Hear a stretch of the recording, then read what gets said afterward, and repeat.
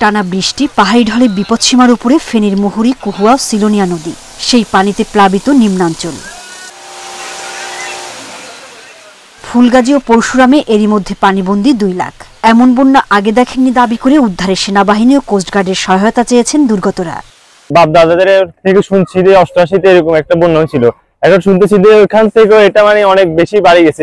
আনন্দপুর বাজার, ফুলগাজী, সব অবস্থা আরো বেশি খারাপ, মানুষের বাড়িঘর সম্পূর্ণ ডুবে গেছে।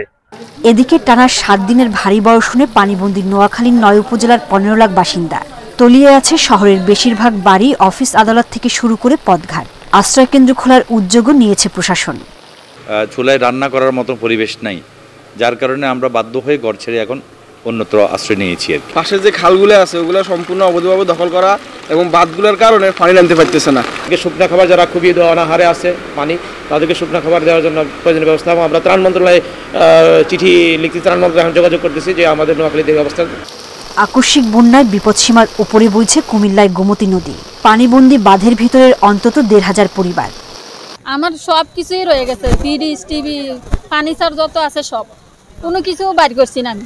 এছাড়া বৃষ্টি আর জলাবদ্ধতার দুর্ভোগে পড়েছে চট্টগ্রাম, লক্ষ্মীপুর, চাঁদপুর, পটুয়াখালী, মৌলভীবাজার ও হবিগঞ্জ।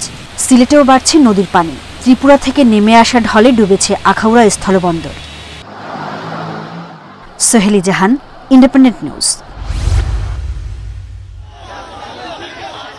দীর্ঘদিন চিকিৎসা শেষে বুধবার সন্ধ্যা 7টায় রাজধানীর এবার কেয়ার হাসপাতাল থেকে গুলশানের বাসভবন ফিরোজার উদ্দেশ্যে রওয়ানা দেন বিএনপি চেয়ারপারসন বেগম খালেদা জিয়া।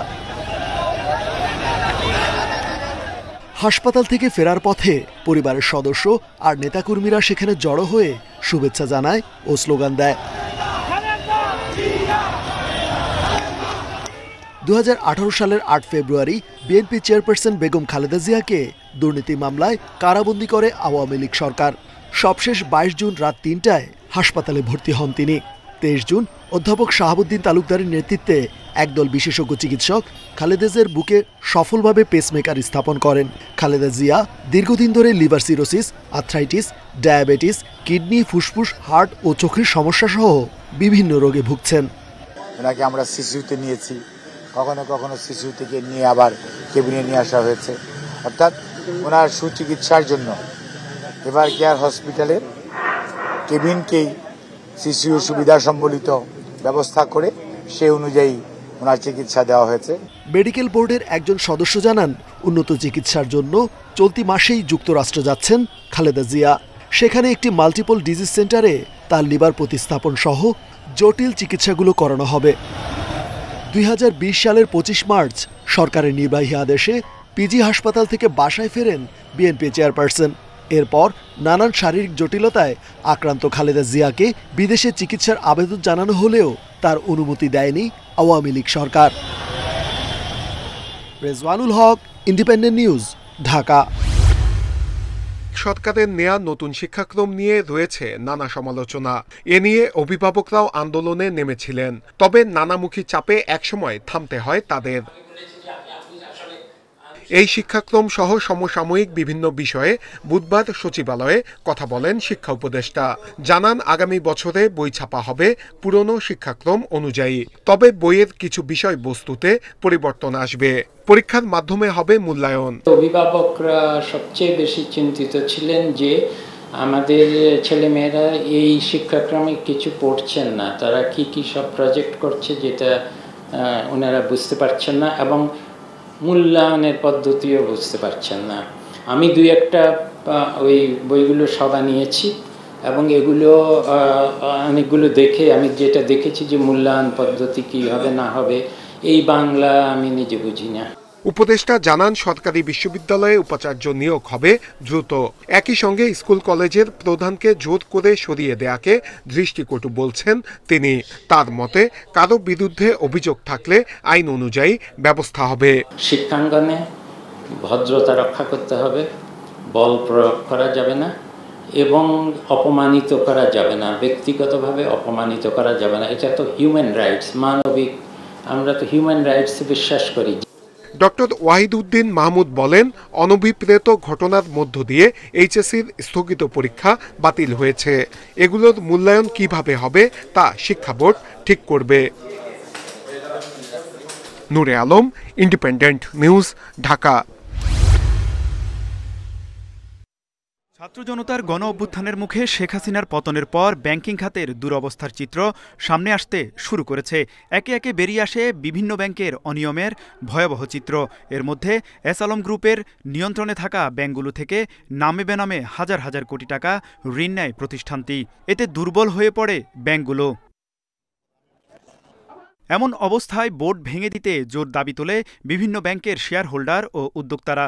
ফলে সংস্কার প্রক্রিয়ার অংশ হিসেবে এস আলম গ্রুপের নিয়ন্ত্রণাধীন ৭টি ব্যাংকসহ মোট ১২টি ব্যাংকের পরিচালনা পর্ষদ ভেঙে দেওয়ার পরামর্শ দিয়েছে বাংলাদেশ ব্যাংক। ইতিমধ্যে ন্যাশনাল ব্যাংকের পর্ষদ পুনর্গঠন করেছে কেন্দ্রীয় ব্যাংক। পরিবর্তন আসছে ইসলামী ব্যাংকেও। ৪০-৫০ হাজার কোটি টাকার আপনার যে ঋণ, সে ঋণকে তারা ম্যানিপুলেট করছে। তাহলে সেখানে ভালো লোক সাংঘাতিকভাবে দরকার।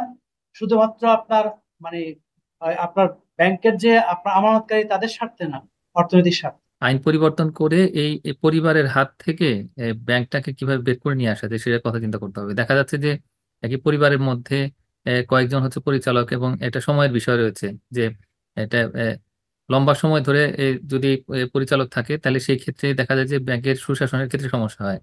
আমানতকারীদের আস্থা ফেরাতে উদ্যোক্তা ও প্রকৃত শেয়ার হোল্ডারদের সমন্বয়ে কার্যকর পরিচালনা পর্ষদ গঠনের আহ্বান সাবেক পরিচালকদের।